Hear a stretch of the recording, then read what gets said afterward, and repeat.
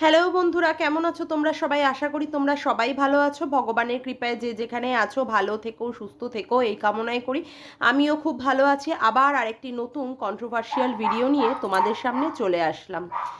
আচ্ছা, কালকে আমি সারাদিন বাড়ি ছিলাম না। বাড়ি ছিলাম না, ফলত সেইভাবে আমার ভিডিও দেখাও হয়নি। আজকে সকালবেলায় আমি দীপ্তিদির ভিডিওতে জানতে পারলাম যে সীমাদি নাকি সেটিংস করেছে। কার সাথে? গামলার সাথে। কিভাবে? না পিছনের দরজা দিয়ে। আচ্ছা, তখন আমার মনের মধ্যে প্রচণ্ড পরিমাণে স্ট্রাইক হলো যে এই ধরনের কাজ সীমাদি সত্যিই কি করতে পারে।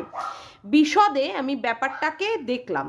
গতকাল আমাদের ঘোড়ামুখী দালাল বলেছে গামলার সাথে নাকি আমাদের সীমাদি পিছনের দরজা দিয়ে গিয়ে সেটিংস করেছে।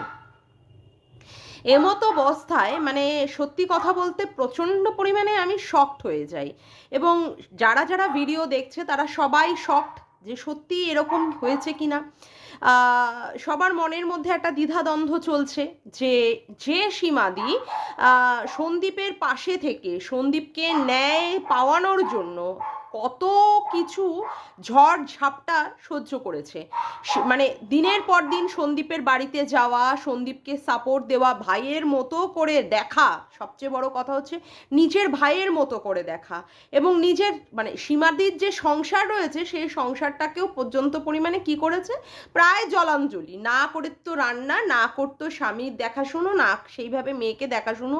হ্যাঁ, সেখানে সে একটা কি বলবো, একটা অন্য একটা পরের ছেলে যাকে সে ভাই ডেকেছে, সে ভাইয়ের হয়ে দিনের পর দিন তাদের বাড়িতে মানে যাতায়াত শুরু করলো এবং গামলার এগেনস্টে বিভিন্ন ধরনের কথা বলা শুরু করলো। এবং সন্দীপ যাতে করে ন্যায় বিচারটা পায় সেই জন্য কোর্ট থেকে কেস থেকে সমস্ত ব্যাপারেই সীমাদিকে যাতায়াত করতে আমরা দেখতাম। এখন ব্যাপার হচ্ছে কিছু দিন যাবৎ সীমাদিকে আর দেখা যাচ্ছে না বাতখুল্লা যেতে, অর্থাৎ সন্দীপদের বাড়িতে যেতে। এমতো অবস্থায় ঘোড়ামুখীর কালকের ভিডিওতে বলা যে গামলার সাথে পেছনের দরজা দিয়ে গিয়ে সীমাদি সেটিংস করেছে, এটা সত্যি কথা বলতে কিয়দ অংশেও আমি হলেও বিশ্বাস করেছিলাম। কারণ এই ওয়াইটির জায়গাটা হচ্ছে ভীষণ পাল্টিবাজের জায়গা। এখানে কখন যে কে কার পাল্টি মানে কে পাল্টি খেয়ে অন্য কারোর দলে চলে যাবে, কেউ কেউ কখনো সপক্ষে কথা বলে কারোর, আবার কেউ কিছুদিন পরে আবার বিপক্ষে কথা বলতে শুরু করে। এখানে কোনো কিছুই অসম্ভব হবে এরকম কোনো ধারণা রাখাটাই ভুল। সব কিছুই এখানে সম্ভব। পাল্টি মানে একজনের মানে হয়ে কথা বলতে বলতে পজিটিভ ভিডিও নামাতে নামাতে আবার কিছুদিন পরে তার বিপক্ষে চলে গিয়ে নেগেটিভ হয়ে যাওয়াটা প্রচণ্ডই স্বাভাবিক। যাই হোক, আমি এখানে নাম করে কাউকে উদ্দেশ্য করলাম না, কাউকে ছোট বড় কথা বললাম না। ভিউয়ার্সরা তোমরা ভালোই বুঝতে পারছো যে আমি কাদের সম্পর্কে বলছি। যাই হোক, আমি অতটা ইলাবোরেটলি এক্সপ্রেস করছি না বা এক্সপ্লেন করছি না।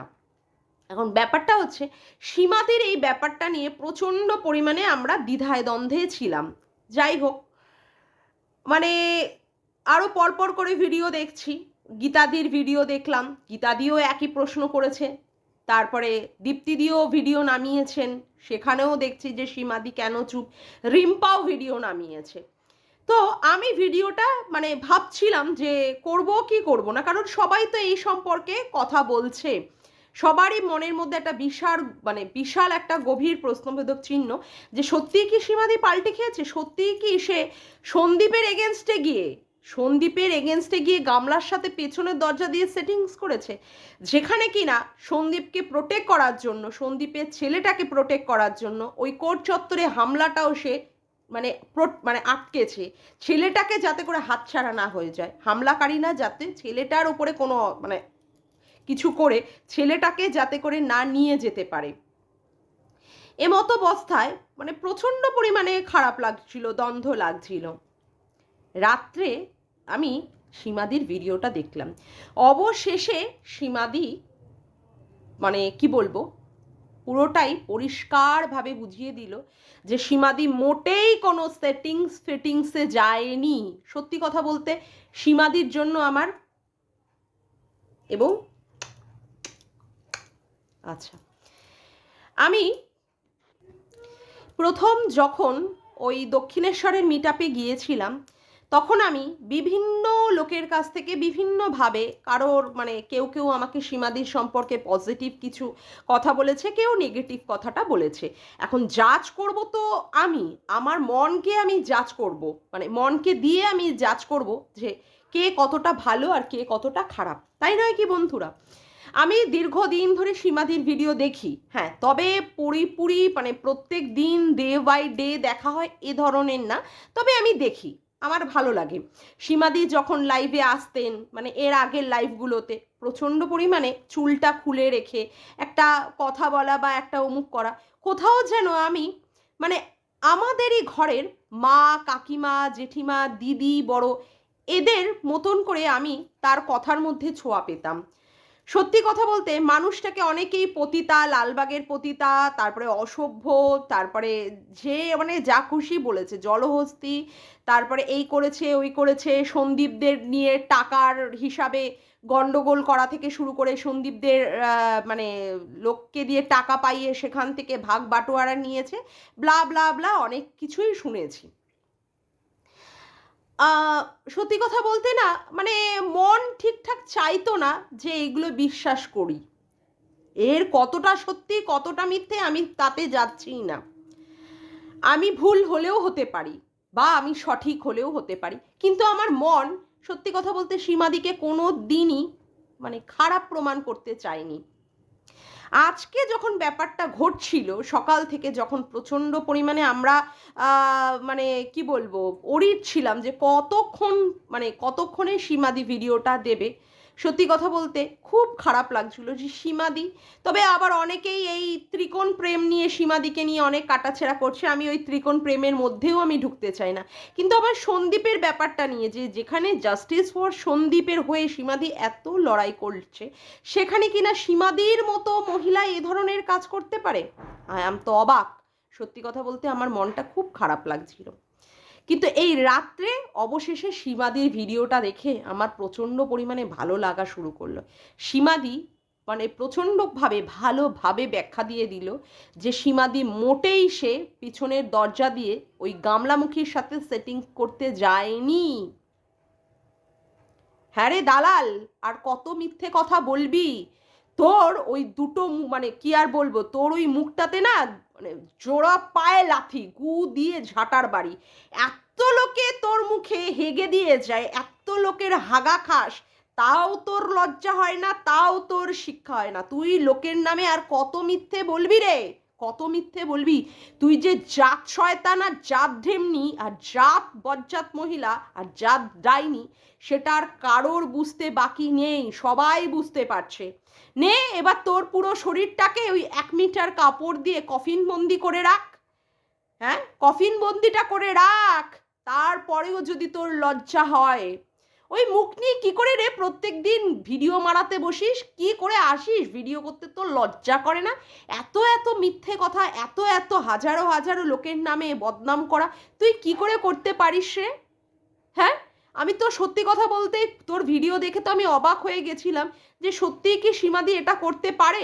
কিছুটা হলেও আমি বিশ্বাস করে নিয়েছিলাম যে ইউটিউবের এই জায়গায় পাল্টি খেতে মানুষের 2 মিনিট সময় লাগে না, খেলেও খেতে পারে, সীমাদি করলেও হয়তো বা করতে পারে, এই ধরনের একটা প্রশ্নবিদ্ধ চিহ্ন আসলো। কিন্তু আজকে সীমাদি কি বলল, যে সীমাদি যদি ওর সাথে পিছনের দরজা দিয়ে হলেও সেটিংস করতো, তাহলে তো সীমাদির কথার কিছুটা হলেও পরিবর্তন হতো।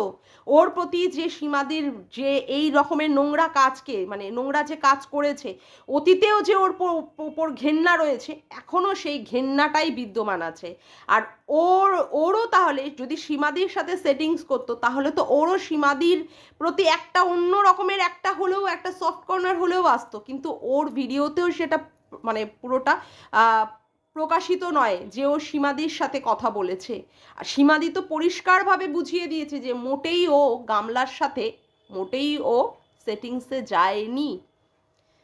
অতীতে হয়তো বা ভিডিওর মাধ্যমে বলেছে যে হ্যাঁ তুই ফিরে আয় বা তোর সংসার তুই কর, বা সেইখানে হয়তো সীমাদি ক্ষমা চাইলেও বলেছে যে আমার যদি ক্ষমা চাইতে হয় আমি ক্ষমা চেয়ে নেব, তাতে করেও একটা সংসার বাঁচবে, যাতে করে একটা সংসার ভালোভাবে বাঁচতে পারে তার জন্য সীমাদির চেষ্টা করেছিল। কিন্তু পেছনে গিয়ে পিছনের দরজা দিয়ে গিয়ে গামলার সাথে সেটিংস, কখনো না। সীমাদি যেটা কখনো করেনি, সেটা সীমাদির ভিডিওতে পরিষ্কারভাবে প্রমাণিত। আর কত মিথ্যে বলবি রে ঘোড়ামুখী, কত মিথ্যে করবি? নিজে জীবনে যা যা কাজ করেছিস, যা যা নোংরামিপানা করেছিস, হ্যাঁ, সেইগুলোই পরের জীবনে অ্যাপ্লাই করার চেষ্টা করিস তুই। তুই গিয়ে এরকম সেটিংস করিস শত্রুদের সাথে, তার জন্য তুই আজকে সীমাদির নামে এত বড় বদনামটা দিতে পারলি। তোর লজ্জা করে না? তোর লজ্জা নেই? হ্যাঁ, মানে কি বলবো, পুরো মনে হচ্ছে গু দিয়ে যদি তোর মুখের মধ্যে ঝাঁটার বাড়ি যদি কিছু কয়েকটা দিতে পারতাম, খান 50টা, তাহলে গিয়ে মনের জ্বালা শান্তি মিটত। এত এত মিথ্যে কথা তুই আর বলতে পারিস? ছি ছি ছি ছি ছি। আরে মানুষে কিছুটা হলো ধর্মকর্মেও মানুষে ভয় পায় যে আমি এই ধর্মে রয়েছি, আমি এত মিথ্যে কথা বলবো, আমি এই রকম করে লোকের নামে বদনাম করব, তাহলে এর এফেক্ট আমার জীবনে পড়বে। কিন্তু তোর তোর কোনো কিছুতেই ভয় নেই। তুই তো সারা জীবনই নোংরামি পানা করে এসেছিস, সেই জন্যই তুই প্রত্যেকটা মানুষকে নোংরামি পানাতে নামিয়ে দিস, ডুবিয়ে দিস, মানে পুরোটাই। ছি ছি ছি ছি ছি। আজকে সীমাদি কিভাবে প্রমাণ করে দিল যে তুই কত বড় মিথ্যুক আর মিথ্যেবাদী। আর কত বলবি রে, আর কত বলবি? তোর তো মানে শুকনো মাটিতে আছাড় খেয়ে মরে যাওয়া উচিত। তাও শুকনো মাটিতে আছাড় খেয়ে তুই মরবি না, শুকনো মাটিতেও তোর কিছু হবে না। তুই এমন একটি চরিত্র, তুই এমন একটি নোংরা মহিলা, নোংরার থেকে নোংরা, বদ চরিত্রের থেকে বদ চরিত্র, তুই এমন একটি ডাইনি মহিলা। আজকে তোকে না সত্যি ধিক্কার ধিক্কার ধিক্কার। অসভ্য মহিলা, ছি ছি ছি ছি ছি। যার নামে পারছে তার নামে বদনাম করে করে ছাড়ছে, ছি। তুই তো সমস্ত দিকে তোর তো মানে কি বলবো, তোর তো সমস্ত দিকে বৃথা তুই, তোর জীবন।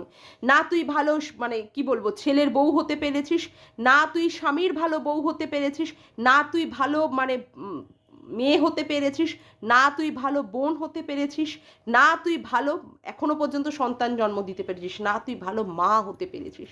শোন, সন্তান জন্ম দেওয়াটাই সবচেয়ে বড় কথা নয়, কিন্তু এই যে মানে কি বলবো মাতৃত্ব যে বোধটা, সেটাই তোর মধ্যে নেই, সেটাই তোর মধ্যে নেই। তোকে দেখলেই বোঝা যায় তুই সমস্ত দিকে কি বলতো বিগ জিরো, বিগ জিরো, বুঝলি? তুই সমস্ত দিক থেকেই বৃথা বৃথা, তোর জীবনটা পুরোপুরি বৃথা।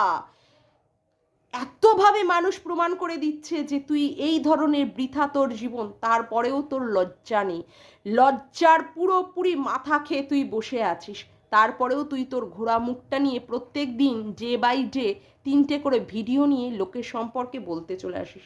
তোর লজ্জা শরম কিচ্ছু নেই, ছি ছি ছি।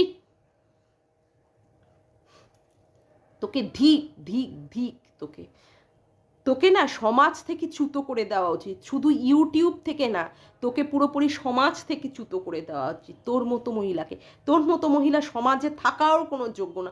তোর উচিত বনে গিয়ে জঙ্গলে গিয়ে থাকা। ঘোড়ামুখী আমি তোকে বলছি, তোর উচিত বনে জঙ্গলে গিয়ে থাকা, বুঝলি? তোর এই সমাজে থাকা তোর মোটেই উচিত না, তোকে রাখাটা উচিত না। তুই এত বড় একটা বিষ মাল, জানোয়ার মহিলা, ছি। আর সীমাদি তোমার জন্য, সব সময়ের জন্য তুমি সঠিকভাবে এগিয়ে যাও, তুমি ভালো থেকো, সুস্থ থেকো, এই কামনাই করি সীমাদি। যাকগে, আজকের ভিডিওটা আমি এখানেই শেষ করলাম। আমার ভিডিওটা যদি তোমাদের ভালো লেগে থাকে তবে অবশ্যই একটি লাইক করো, কমেন্ট করো, শেয়ার করো, আর চ্যানেলটিকে বেশি বেশি করে সাবস্ক্রাইব করে রেখো, আর অল নোটিফিকেশান বেলটিকে অন করে রেখো এরকম নতুন নতুন ভিডিও পাওয়ার জন্য। তবে আজকের মতো আসি বন্ধুরা, আবার দেখা হচ্ছে একটি নতুন মানে কন্ট্রোভার্সিয়াল ভিডিও নিয়ে।